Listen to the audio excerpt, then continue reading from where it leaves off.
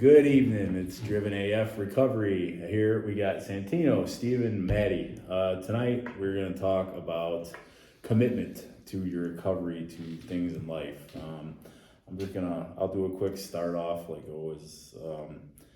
You can't be half in and half out of any fucking thing, especially recovery. You really can't have any reservations about, am I still going to be able to do this or that? Am I still going to be able to drink or smoke weed or whatever, man? I've seen this shit a million times. It never fucking works out well. You got to make a fucking hard decision and fucking, that's it. There's no more debate in that topic. That's off the fucking table shit. The zero options, zero compromise mentality shit. Like some things you just know, you accept the fact that you cannot fucking do it, and that's it. The end. No half in, no half out. And that goes along with the shit we did as addicts, the actions, the bad habits.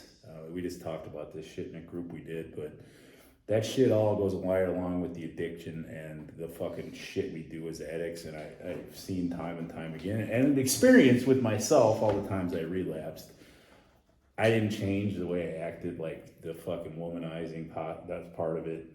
Part of it was fucking lying about everything all the time, manipulating situations, trying to control everything to get the outcomes. All that shit I did. If I didn't quit doing that, I eventually ended up fucking high again on something. Because I would start bullshitting myself, and well, I never did Adderall before, so maybe I can be a successful life with Adderall. Like, I mean, this is the kind of shit I would tell myself, man, and I would fully believe it, Sure. until I was a week in doing fucking 10 pills a day going, oh, fuck me. This isn't working. Yeah, this is the same shit as the rest of it.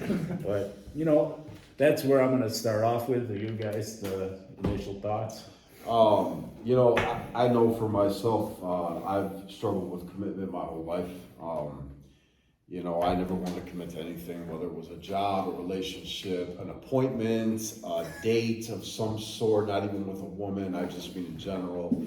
Anything that was going to hold me accountable to something, I wanted to run from, push away, or just hold back. Because then I had to show up, I had to suit up, I had to be present.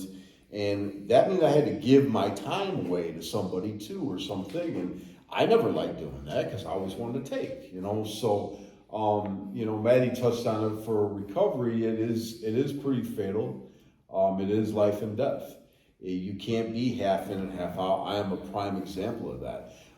When I tried to combine, old ways of living, old habits, old routines with a newfound life, they clash, they don't mesh, so I have to learn new patterns, I have to learn new habits, I have to pick up healthy lifestyle, routines. That's important for me.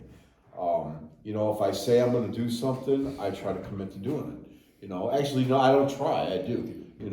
Try is bullshit. So I have to be a man of my word today, and that's not always easy, man. I want to slide back. I don't want to do certain things. The three of us were talking before we started this. There has been 3 separate occasions where one of us did not want to show up on a night to do a video, and every fucking time we still show up to do it, because we are committed to doing this, and it's important. An addict in recovery, if you can't commit to something, there's no black or there's no gray area. It's black and white. You're either in or you're out. And out, we all know what can happen. Allowing some change to happen in your life is a big deal. But how does that happen? You got to create that. You got to find new things to do with your time, better people. It all goes aligned with one another. So yeah, man. As you were talking again, both of you guys, obviously my brain always starts racing, but the first thing that came to mind originally when we started talking about this topic was something that Doc said to me the last time I was in treatment, and that was like, are you willing to commit to the change process entirely? And I think at the time I really didn't understand what the fuck he meant, you know what I mean? But like now, looking back, obviously in hindsight, it's always easy to look back, but I look back now and I understand that more. Because, I don't think at the time I really understood what exactly I was committing to. You know what I mean? I was like, yeah, I don't want to get high anymore, of course. Yeah, sure. You know what I mean? Like, I don't want to live like that anymore. Yes, I'm willing to do what it takes. But like, to actually break it down, kind of like what you touched on and what you both just touched on, is like, you're committing to a complete fucking lifestyle change. Yeah. And you can't be half in. You can't say, okay, I'm willing to do that, but I'm not willing to do that. Or I'm willing to do that, but I still think I can do that. You know what I mean? It's a complete lifestyle change, and committing to the change process, you kind of have to be able to understand exactly what that means. You know, and that's something we just talked about earlier today with those guys in group, man. Like, I didn't, for a long time for me, I didn't connect the dots. The womanizing, I didn't think it had anything to do with getting high. Right. You know, the just lying and doing dumb little shit when nobody was looking and living with no integrity. I didn't make the correlation that these were definitely related. These are addict behaviors. These are shit that I had to change in order to really grow and to really, you know, start understanding, you know, my addiction and who I was. And I think that's why, if you're really willing to do whatever it takes and you're completely all in, you will kind of begin to learn and understand what exactly you're committing to. And you know, for me, it wasn't something that happened overnight. It's a process, and I think for pretty much all addicts it is, you know what I mean? Especially if you're like me and you're a long-time addict, because I'm like learning how to, you know, still learning how to deal with situations and be an adult, you know what I mean? And Fuck, I think be responsible and be accountable to myself. And then, you know, I'm committed to this process. I'm committed to becoming a better person. I'm committed to trying to help other people become better people. You know, I'm committed to whatever I have to do, whatever that means. You know what I mean? Well, whatever it takes is a phrase that gets used a lot, but the reality of it is pretty fucking serious shit. Like, whatever it takes means whatever it takes. Like, literally, whatever it takes. And I mean, I didn't realize it until I came to this rehab. I mean, I only went to 2, but I got sober and fucked up on more times than I can remember, but I didn't correlate any of that shit together. I thought, if I just stop using this shit, I'll be okay. And it was never the case, because I think all those other behaviors contributed to the using of the shit, and the using of the shit contributed to those bullshit behaviors. Yeah. And like the two coexist. Like one doesn't live without the other very long. For me, anyway. You know, I'm just always speak for me. Well, exactly, and that's it. That's what we were talking about earlier, is like, you can't still live half in your old life and in your new life, you know what I mean? They coexist, they're related, you cannot live and try to become a better person and not be a drug addict anymore while still thinking and acting and behaving like you did while you were in your addiction. Yeah. They cannot coexist. Yeah. You know what I mean? Well, I That's think- something that I took a long time, but Doc finally beat into my fucking head that like that old version of myself cannot exist in my new life. And that's all there is to it. Well, Like you said, I it's think- fucking black and white. Yeah, you know, and I think this, you know, here's a question, and I'm not even asking for an answer from you guys, but in general, something to think about. Do we think our way into right living or acting? You know what I mean? So, like, I know, like, we did a group or a video a while back on intentions, right? And my intentions were always fucking good. My thoughts were right, but my fucking actions never matched. You know what I mean? So that's something for addicts in recovery. When we get to that point where, all right, you want to clean up, you want to be a better man, you want to have a better life, you've got to, you know, you got to entertain that idea. You know, you got to start acting different. You know what I'm saying? And I know for me, the behaviors of an addict run so deep. I can't speak about everybody else. I can only talk about myself. You know, I can't cheat the time clock at work. That's a fucking problem. I can't cheat in a relationship. That's a fucking problem. You know what I mean? All those little things that we think don't matter, and Steve just touched on that. Those are the biggest problems, because it's all those little things that turn into the big things later. And then by the time you get to the big thing, it's so easy because you were just fucking up all these little things. So They're already gone. Yeah, there are. Yeah. So I mean, it all falls in line, man. And like I said, where do you start? For every addict, it might be a little bit different. I know for me, that's the severity of my shit. I have to watch and be aware of everything I'm doing. Everything I'm doing, everything I'm saying, how I'm acting, and blah, blah, blah. You know, so. Self-awareness is a fucking huge thing when you get sober. At least it has been for me. Right. Like, I had to be aware of my own bullshit. Well, that shows your tough. commitment to this shit, though. Yeah. You know what I mean? And I've seen it myself, and I'll say it. I don't pat myself on the back or anything like that, like hardly ever at all. But I'm aware of my bullshit now. Right. So that's how you fix it, right? Is being self-aware, is identifying it, and I think that shows a level of commitment. You know what I mean? I think you touched on this too. Like, there's a plan and then there's execution. Yeah. You know, like, you can fucking think and intend, that's the planning, kind of. Mhm. You know what I mean? But you got to execute on all that shit. Right. That's harder. Yeah. See, for me, like you said, where does it start? The thinking or the behaviors? For me, I think it starts in the thinking.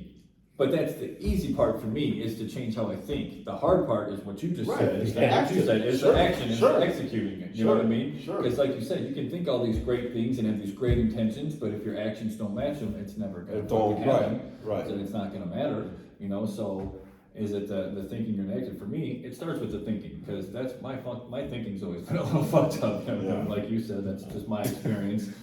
My thinking's always been a little fucked up, so I have to change that first, and then that's immediately got to be followed by corrective actions. You know what I mean? Actions I think he's that- still fucked up. Yeah. Sometimes. Yeah. Of You course. know what I mean? But I can at least be self-aware enough to catch Right. it and then take Right. quick corrective action And again- before it starts to get Well, really out of control. That's the thing too. I think everybody's thinking is going to be a little out of whack, especially for a drug addict. Our fucking thinking has been fucked since day one. You know what I mean? So it's like, the longer you stay clean, the more you're living right, the more you're making better choices and trying to be a better person overall.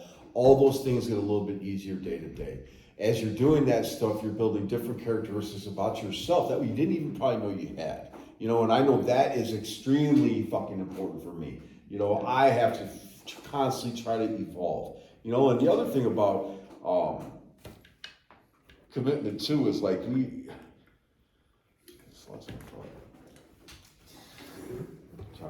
So when it comes to Get your thoughts. what we're just talking about as far as commitment and everything that comes with it, to me, like all these actions and the things that we're speaking of that we're self-aware of, it shows a level of commitment that I've never known in recovery, and I never even knew was necessary. And it's something I've learned recently that for me it is, you know, and I think a lot of people can probably agree.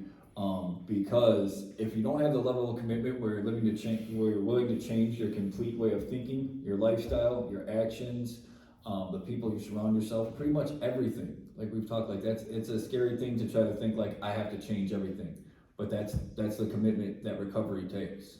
Is the commitment to change literally everything, starting with your head, then your actions. You know what I mean? Remember Ed Milet saying, to change your life, you have to change your mind. Yeah. And that's fucking true. Your mindset's got to switch. And that's not fucking easy for anyone, addict or not. But man, when you've been living a certain way, man, changing your whole fucking mindset and attitude and like outlook on shit's pretty fucking difficult, man. Yeah. It's a tall order, but it can be done. And that's why God said to me, like, are you willing to commit to the change process? Keyword process. Yeah. You know what I mean? This is not something that I was gonna go back to my room and the next day be like, cool, I'm good. I'm committed to the change. You know what I mean? Like that means process means this is something you're gonna have to work on regularly. We're now more self-aware and self-conscious of these things, but it's still something that we have to practice because like you just said, dude, I've been being a scumbag for 20 years. Right. I've been doing criminal and drug addict shit since I was 15 years old. Right. And I'm gonna be 38 in a couple weeks, so I guess 23 years. Yeah. You know what I mean? So it's not something that we're still gonna have fucked up things. You Yeah, know what I man, mean? We're still gonna have right. thoughts that we have to catch and correct and be like, no, that's not cool. That's not what we're gonna do. That's not how I'm gonna handle this. No, I'm not gonna haul up and slap this guy even though he's you know what I mean? Like it's still these are still thoughts I still have, you know what I mean? But it's corrective thinking and then corrective action, you know what I mean? And it's a complete 180, but I think that should show some people what my level of commitment is to this, and it's 100%. And there's commitment to things bigger than ourselves now. That's a difference for me. I never gave a fuck about anything but myself and whatever I was trying to get out of anything, really. Like, you know, just like you said earlier, like there's been different times where we didn't want to do this. Right. But I'm committed to this for multiple reasons. I'm committed to you guys as fucking partners, as friends. I'm committed to helping other people. I'm committed to fucking, we put this out regularly. Like we have a responsibility for this shit. But these are all things that are outside of me. But it's things I'm committed to the point where my little bullshit, I can't let fucking stop me. And Even if I want to, so bad, I won't because it matters too much. yeah, and the thing about that too is like, you know, while we're committing to it, you're like we're doing this, you know, to help other people and to get a message out there to let other people know that we struggle just like the next person. We're normal guys with somewhat normal lives, right? As addicts, it's hard to say normal, but you know, we're committed to this not just for that, but it is helping us. Yeah. Like it helps us, man. Like we talked last week about a musician, an artist, right, who who channels his recovery through his music, and this is like part of our recovery process, you know. So, you know, finding something that's your niche that you can channel some energy through and stay committed to it, right? You know, it can go a long way. And I know for me, this is important, man. For a long time, I was trying to find something that was going to benefit me in a way that I was going to be able to channel some energy through and some emotion through. And so far, this has been helpful. You know, it really has. And it's knowing that it's helping other people out there, that gives me even more fire to want to do it. So One thing that just came to mind while you were saying that was the Real AF, Andy Frisella's podcast video about like the biggest destroyer of self-esteem, and that's breaking promises to themselves. Like, and I think that I really take that shit to heart because like I made a promise to myself that my daughter was never gonna see me fucking nodding out or high on crack. You know what I mean? Like I made a promise to myself that I'm gonna be here with you guys. sure. You know, when I tell you I'm going to. I made a promise to myself that I was gonna try to help any other addict that I could. I made a promise that I was gonna do these groups once a week to myself, you know what I mean? Like, I'm committed to these things, and I think that, like you were kind of just saying, that does something for you. You know what I mean? Like, that builds that self-esteem. Passion, right? Yeah. Too, because these are things that are passionate Yeah, about. you know what I mean? Like, and so, yeah, obviously I'm committed to becoming a better person, but I'm just committed to being a completely different, better person than I was. Right. And that entails a lot of things, you know what I mean? And I think so far it's fucking working wonders. Yeah. No, I think it's working wonders for all of us, you know, and then we get to see the wonders work in other people, you know. And that really is a good feeling, man. It really is. And you know what? I know something about me, and I've had so many struggles back and forth, and I try to keep it real with that. But I also don't allow it to define me. I try to be open and honest with it and know that it's making me a better, stronger person. You know, and I noticed something today, like there's certain things that I don't think about and obsess anymore because of the commitment to everything that I'm doing now. You know what I mean? And that's a big deal for me because I deal with a lot of obsessive thoughts to the point of overthinking and self-destruction and self-sabotage and stuff like that, and trying to get a grip on some of that shit, man. It's powerful. It's powerful for addicts like us to be able to even say that and know there's some substance behind it. You know what I mean? Like that's a big deal. That's a huge deal. Ben Milet says in his book and in a lot of his videos, your obsessions become your possessions. Right. And that's exactly what the fuck you're just talking about. Yeah, they do. Me and Manny touched on that earlier in our group, man. When you are an alcoholic or addict, we always hear about the obsession, the mental obsession, right? So if we can find something to replace with drugs and alcohol and that mental obsession, Sure. Whether it's helping other people, whether it's into your career, whether it's into your goals, you know, and what you want for your life, you know what I mean, and your vision for what your life is, you start obsessing on how to make that shit happen. Like you said, it kind of just, the obsession of the alcohol and the drugs has, for me, kind of just faded away because I'm so obsessed on starts what I'm to tune doing. out. Yeah, Right, you know what I mean? right, Or it's quieter than it used to be. Yeah. At least that, right? And we can all say that that's just loud. Yeah, It was loud. It was very loud at one point, and it's quieter than it used to be because my obsession is on what I'm trying to do and what I'm trying to become. That's You know what's what I mean? loud to me now. Yeah. Yeah, Like, right. The shit I know I need to do is what's Yep. loud in my brain. Yep. But like I've said Yep. in groups for the last couple of years, man, and it's probably damn near every time. I mean, I know you guys have heard it, and I'm sure you agree with this. Like the obsession all of us and all these other people, men and women, have had with fucking alcohol and drugs. We are extreme fucking people by nature. Yes. Addicts are extremists. Yes, we period. are. Yeah, we are. You know, and like if you can take that extreme obsession with the negativity of drugs and alcohol and fucking literally killing yourself day by day and fucking turn that into an obsession with something that's positive for you, for other people, for your family, for building a better life, unstoppable individuals. Because it's not like addicts and alcoholics are fucking stupid, fucking worthless people. We're creative, intelligent, resourceful fucking people. We put a lot into we fucking staying high every day. Yep. You know what I mean? If you can turn that shit around into something positive, there is nothing that can really stop you. You give it enough time, you're gonna get where the fuck you want to go, and you can bring other people with you. Yeah, and that's so true because I made the joke before this. I don't know if we were standing there when I said it, but you know, being an addict, it's an everyday job. It is a full-time job with overtime. It's maximum effort with minimum fucking pay. You know what I mean? There's no reward other than you might end up in a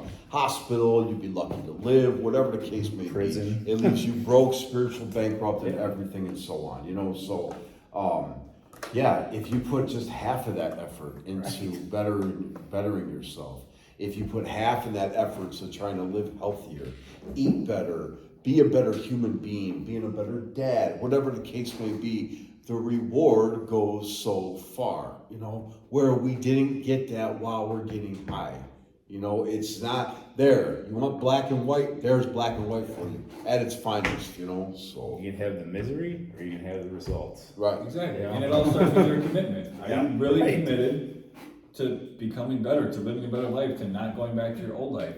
Are you really willing to do whatever it takes? You're gonna make that commitment. I mean, I got it. You were with me when I got whatever it takes tattooed on my chest. I was. Yes, I was. Whatever, like a month or two after we get out of treatment. Yep. I mean, and I see that shit every morning because when I got my shirt off, I'm like, certain tattoos I got for that reason. That was one of them. Right. So you. I see that reminded, fucking yeah. shit. I'm like, all right, whatever it takes, motherfucker. Right. You know, divinity of purpose, relentless on my fucking face. Because motherfucker, that's what I gotta remember. Like little shit, but it works for me. You know, it's extreme, but like I said, I am an extreme motherfucking individual, so be it. I don't fight it. Embrace it. Embrace it, yeah. Yeah. Yep. Well, I think there was a good no discussion. Well, any closing thoughts, gents? No, man, like you said, you're either all in or you're all out, man. Recovery is life or death. So Yeah. you gotta commit fully. You gotta commit 100%. You gotta commit in every way that's suggested by your counselors, your sponsors, your mentors, your support staff. You gotta be all in. Commit to the process of change. I just saw a Facebook birthday come up for somebody that's not here anymore, man. It reminded me of that. Did I? That's Jake. Yeah, so did I. And it's just, And I was- this shit's And real. Mike was like 3 days before that. Yeah. So. And I was just getting ready to say, you know, you could commit to bettering yourself, or you don't have to. You don't have to. You could be a name on a wall. You could be that. And I would rather not have that for myself, and I don't think these guys would either. So. Yeah. I don't think anybody sets out for that, but there's only so many chances we get. So. And like we talked about in the group earlier, and you know, don't want to end this on a sour note, but this shit is killing us. It is. And whether it's alcohol, whether it's fucking whatever it is, whether it's slow or whether it's quick, the shit's killing us. Right. So if you need help, reach out. Like Reach we out. always say, man, commit to using your support, commit to using any resource, and commit to doing whatever it takes to not go back to life or not end up a statistic or a tragedy. See too much of it and definitely don't want to see it anymore. I know the reality is not that, but let's do everything we can as a community of people, you know, to help each other out and try and improve this shit, even if it's a little bit, you know, a little bit at a time. Yeah. So, you know, let us know what you think. Let us know if we can address anything better or address anything you want to hear about. Share this with anyone if you think it might help them. You know, the channel's here for all of us. That's what this is all about. Trying to help each other out and see everybody succeed. So our contact information for what we were saying, if you need help or resources, is on the video entitled Our Contact Information. So you can check that one out if you need to get a hold of any one of us for anything, or the Brothers in Arms group on Facebook. So everybody have a great week, and we will all see you soon. Let us know what you think. Thank you. Damn it. Every fucking time.